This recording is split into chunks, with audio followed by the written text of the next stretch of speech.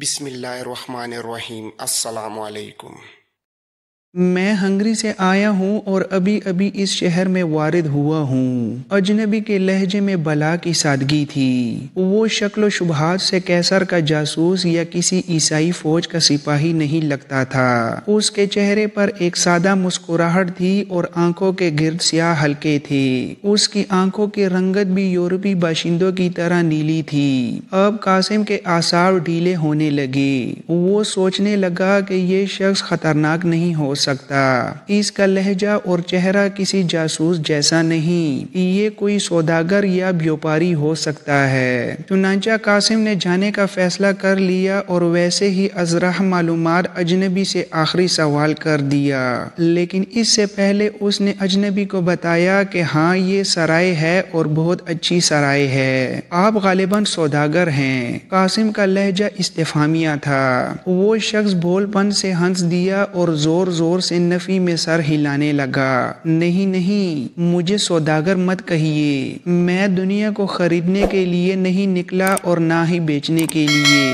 میں لوگوں کو یہ بتانے کے لیے نکلا ہوں کہ دنیا کی خرید و فروخت بند کرو۔ زندگی بہت مختصر ہے، جسے خرید و فروخت میں نہیں گزار دینا چاہیے۔ ایک دم سے قاسم کی دلچسپی اجنبی میں پھر بڑھ گئی۔ اس نے اجنبی کو ٹٹولنے کے لیے پھیکی سی مسکراہٹ کے ساتھ کہا، آپ کی سوداگر والی بات ٹھیک ہے، لیکن زندگی کے مختصر ہونے والی بات غلط ہے۔ زندگی کہاں مختصر ہے، زندگی تو بہت طویل ہے۔ پہلے اس دنیا میں جینا پڑتا ہے، پھر اس دنیا میں۔ موت کا فرشتہ تو صرف انسان کا بدن چھوتا ہے، وہ روح کے مرکز سے دور رہتا ہے۔ اجنبی نے کچھ دیر کے لیے حیرت سے پھٹی پھٹی آنکھوں کے ساتھ قاسم کی بات سنی اور پھر تیزی سے اپنی پیٹھ کا سامان اتارنے لگا۔ اگلے لمحے وہ قاسم سے بغلگیر ہو رہا تھا۔ واہ، میں کتنا خوش نصیب ہوں، ادرنا میں پہلے قدم پر ہی میری ملاقات ایک مناسب آدمی سے ہو گئی۔ آپ نے زندگی کی بات خوب کہی، یہ بہت بڑی بات ہے۔ کیا آپ حکیم ہیں؟ اجنبی کی بات سے قاسم ہنس دیا اور کہنے لگا، نہیں حضور، یہ بڑی بات نہیں، بالکل عام سی بات ہے۔ یہ بات تو آپ کو مسلمانوں کا کوئی چھوٹا سا بچہ بھی بتا سکتا ہے۔ اب اجنبی پہلے سے بھی زیادہ حیران ہو رہا تھا۔ کیا واقعی مسلمانوں کا کوئی چھوٹا سا بچہ بھی یہ بات بتا سکتا ہے؟ جی ہاں، چھوٹا سا بچہ بھی، قاسم نے مسکراتے ہوئے جواب دیا۔ اب وہ اجنبی کو کوئی خپتی سمجھ رہا تھا، کیونکہ اس نے دیکھا کہ اجنبی اب خلا میں گھورتے ہوئے اپنے آپ سے باتیں کر رہا تھا۔ اجنبی کہہ رہا تھا،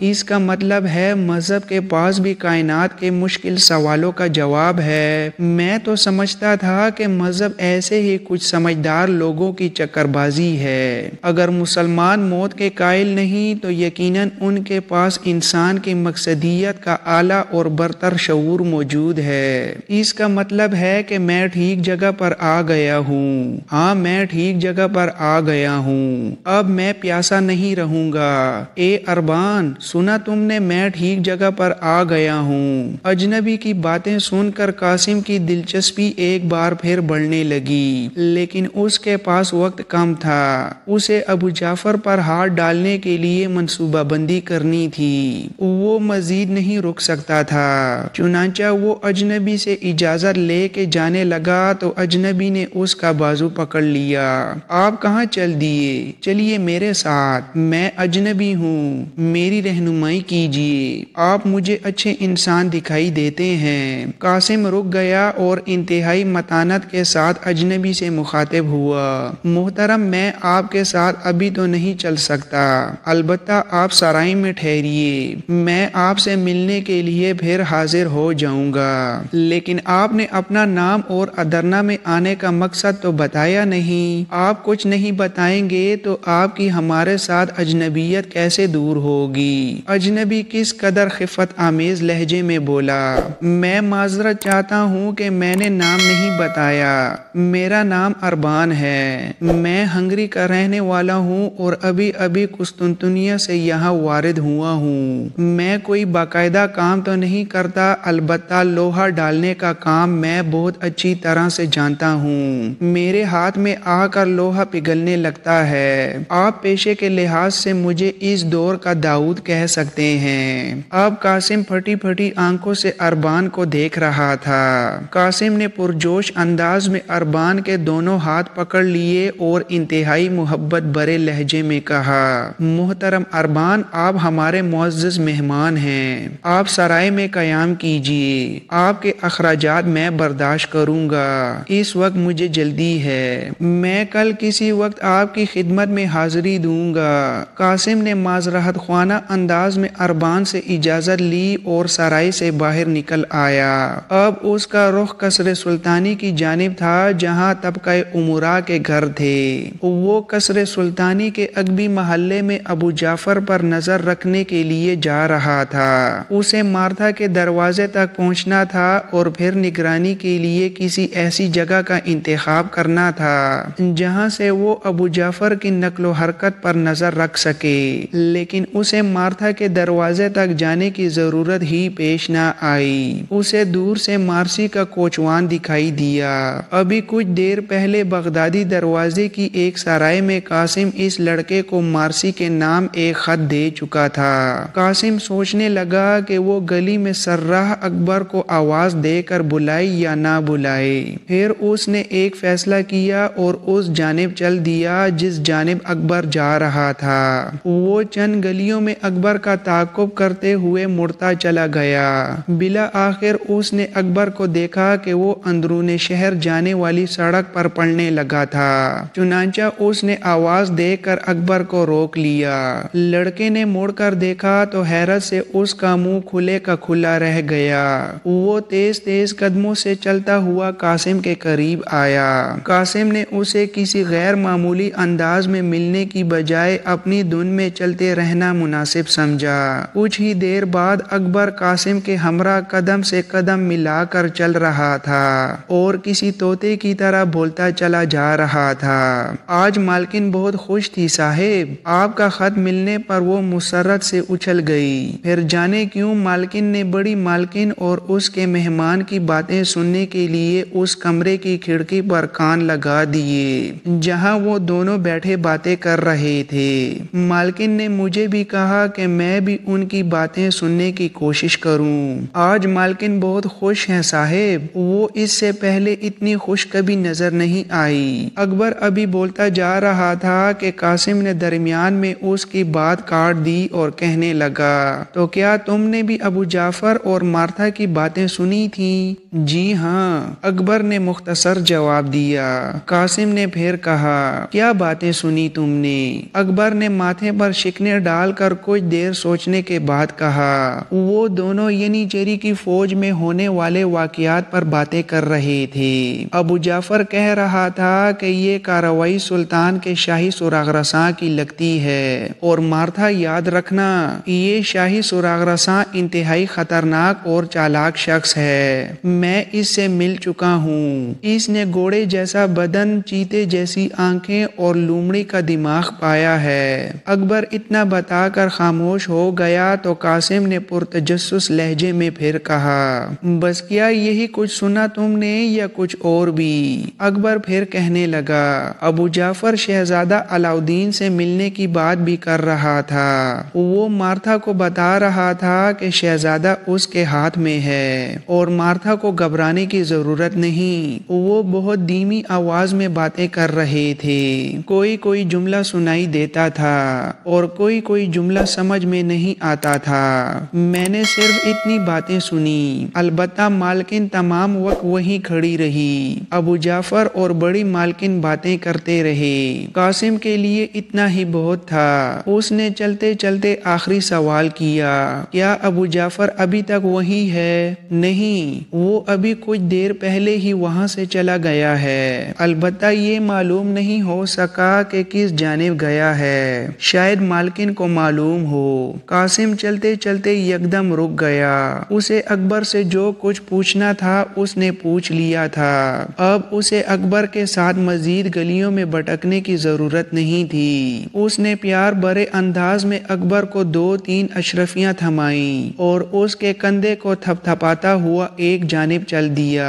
وہ راستے میں سوچ رہا تھا کہ ابو جعفر کے غدار ہونے میں اب کوئی شک باقی نہیں رہا۔ اس کے ذہن میں ایک بار پھر ابو جعفر کی نیلی آنکھیں کھٹکنے لگیں۔ اسے یہ تو یقین تھا کہ ابو جعفر سلطنت عثمانیہ کے خلاف ایک خطرناک سازش کا اہم مہرہ ہے، لیکن اس کے ذہن میں پیدا ہونے والا یہ خیال ابھی شک ہی تھا کہ ابو جعفر عرب ہونے کی بجائے یورپی باشندہ ہے۔ وہ چاہتا تو یہی تھا کہ ابو جعفر کی اصل حقیقت کو آشکار کرے، لیکن اس خطرے کے پیش نظر کہ بغاوت کسی بھی وقت سر اٹھا سکتی ہے، اس نے اپنی تفتیش کو مزید طول دینا مناسب سمجھا اور فیصلہ کیا کہ وہ ابو جعفر کو موقع دیے بغیر گرفتار کرے گا۔ چنانچہ وہ انتہائی تیز قدموں کے ساتھ چلتا ہوا خفیہ محکمے کے سربراہ بہرام کے دفتر کی جانب بڑھنے لگا۔ اب اسے سپاہیوں کے ایک دستے کی ضرورت تھی تاکہ وہ سلطان کے عطا کردہ خصوصی اختیارات استعمال کرتا ہوا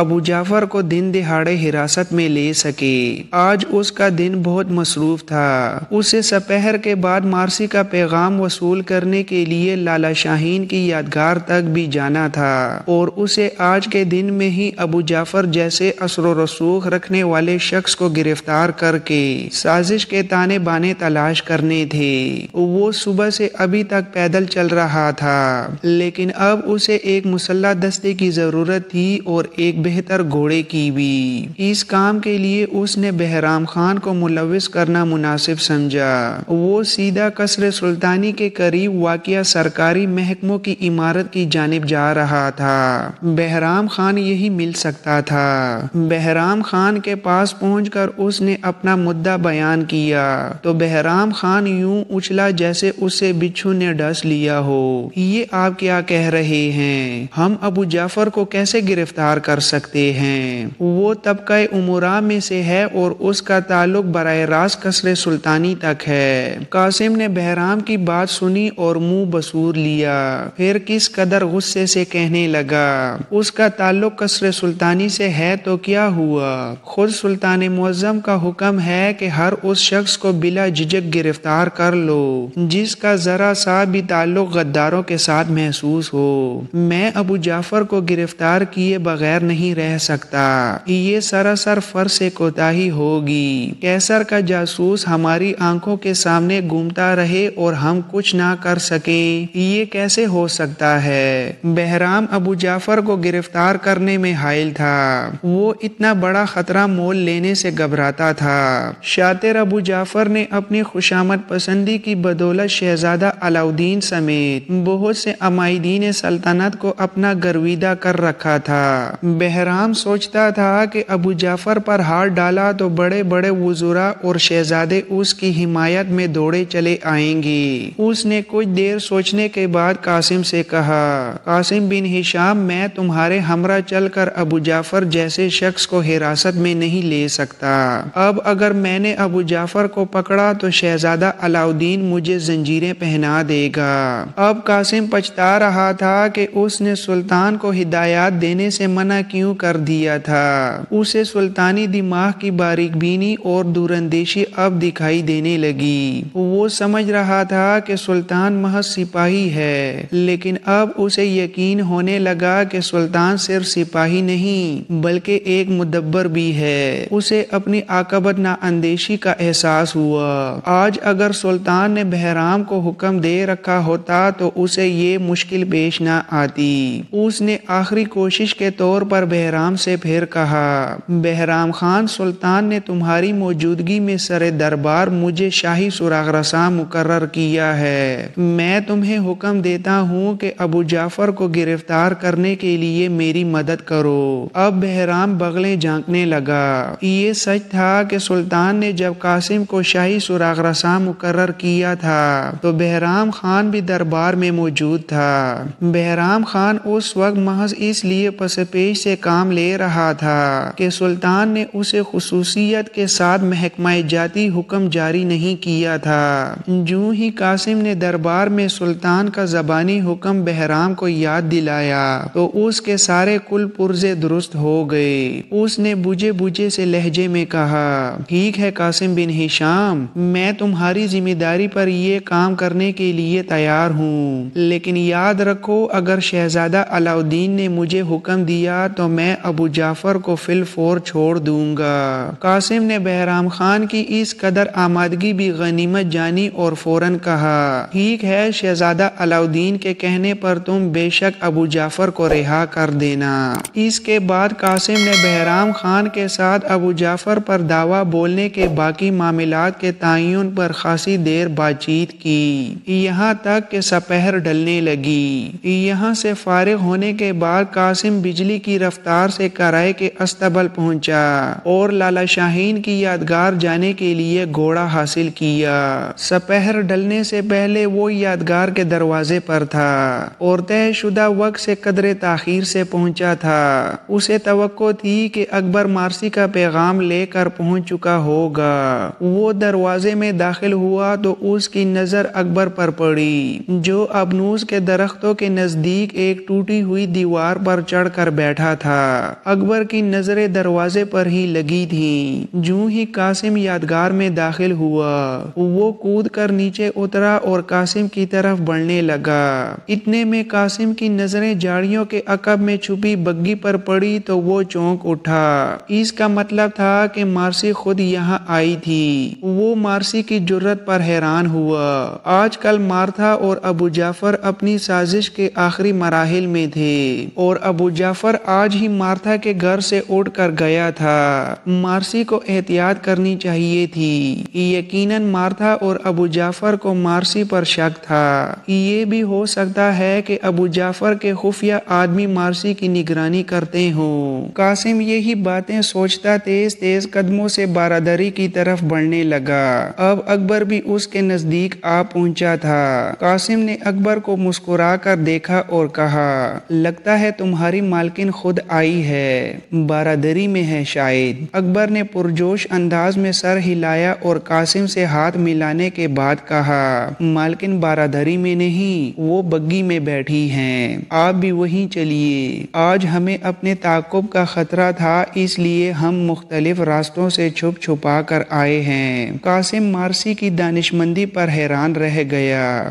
گویا جو کچھ اس نے سوچا تھا مارسی کو بھی اس کا احساس تھا۔ مارسی کے ساتھ اپنے خیالات کی ہم آہنگی دیکھ کر قاسم کے دل میں انجانی سی خوشی کی لہر دوڑ گئی۔ وہ بگی کے قریب پہنچا اور بگی کا عقبی پردہ اٹھا کر اندر بیٹھی مارسی کو سلام کیا۔ مارسی نے مسکرا کر قاسم کے سلام کا جواب دیا اور اسے اندر بلا لیا۔ اکبر دوڑ کر دوبارہ ٹوٹی ہوئی دیوار پر جا چڑھا۔ اب وہ ایک ہوشیار چیتے کی طرح چاروں طرف دیکھ رہا تھا۔ مارسی اور قاسم بگی میں نصب لکڑی کی نشستوں پر آمنے سامنے بیٹھے تھے۔ یہ ایک 4x10 فٹ کا چھوٹا سا کمرہ تھا۔ مارسی اور قاسم ایک دوسرے کے اس قدر نزدیک تھے کہ ان کے گھٹنے ایک دوسرے کو چھو سکتے تھے۔ آج مارسی سادہ لباس میں تھی اور پہلے سے بھی زیادہ حسین دکھائی دے رہی تھی۔ اس کی بڑی بڑی آنکھوں میں تجسس کی رمق تھی۔ یکلخت اس کی سرسراتی زلف اس کے سر سے پھسل کر شانے پر آ گری۔ اس نے بائیں ہاتھ سے زلف کو سلجھایا اور مسکرا دی۔ قاسم کو یوں لگا جیسے کلیاں کھل اٹھی ہوں۔ ایک لمحے کے لیے تو اسے اپنی تمام ذمہ داریاں اور ضروریات بھول گئیں۔ وہ سوچنے لگا اس لڑکی کا حسن پہلے دن سے اس کے اعصاب پر سوار ہو جاتا ہے۔ اس نے سر کو جھٹکا اور چہرے پر سنجیدگی لاتے ہوئے کہا، آج ابو جعفر آپ کے گھر آیا تھا۔ مارسی قاسم کی بات سن کر شرارت سے مسکرا دی اور زور زور سے سر ہلاتے ہوئے کہنے لگی، آپ نے مجھے ابو جعفر کی جاسوسی کرنے کے لیے کہا، لیکن اس طرح مجھے آپ کی اصلیت معلوم ہو گئی۔ جناب شاہی سراغ رساں صاحب، قاسم پہلے تو کچھ نہ سمجھا لیکن پھر فوراً سمجھ گیا اور شرمندگی سے مسکرا دیا۔ اچھا چلو، اگر تمہیں پتہ چل گیا ہے تو تم یہ سمجھو کہ میں نے تمہیں سلطنت سلطنت کی طرف سے ایک نیک فریضہ سونپا ہے، اور اب یہ بتاؤ کہ ابو جعفر اور تمہاری ماں کے درمیان کیا باتیں ہوئیں۔ مارسی فوراً سنجیدہ ہو گئی اور کہنے لگی، مجھے آج حد سے زیادہ حیرت ہوئی جب یہ معلوم ہوا کہ میری ماں اور ابو جعفر قیصر قسطنطنیہ کے لیے کام کر رہے ہیں۔ میں سوچ بھی نہیں سکتی تھی کہ میری ماں اس قدر خطرناک سازش میں حصہ لے سکتی ہے۔ ہاں، وہ لوگ سازش کر رہے ہیں۔ کل ینیچری کا جو سالار قتل کیا گیا ہے، ابو جعفر کا یہ خیال ہے کہ وہ قتل شاہی سراغ رساں قاسم بن ہشام یعنی آپ نے کیا ہے۔ ینیچری کا سالار اسلم خان ابو جعفر کا آدمی تھا۔ ابو جعفر کو اس کی موت کا بہت افسوس ہوا۔ وہ آپ کو نقصان پہنچانے کی بات کر رہا تھا۔ جہاں تک میں اپنی ماں اور ابو جعفر کی باتیں سمجھی ہوں تو میرا یہ خیال ہے کہ وہ سلطان کی واپسی سے پہلے ادرنہ میں کوئی خطرناک کھیل کھیلنا چاہتے ہیں۔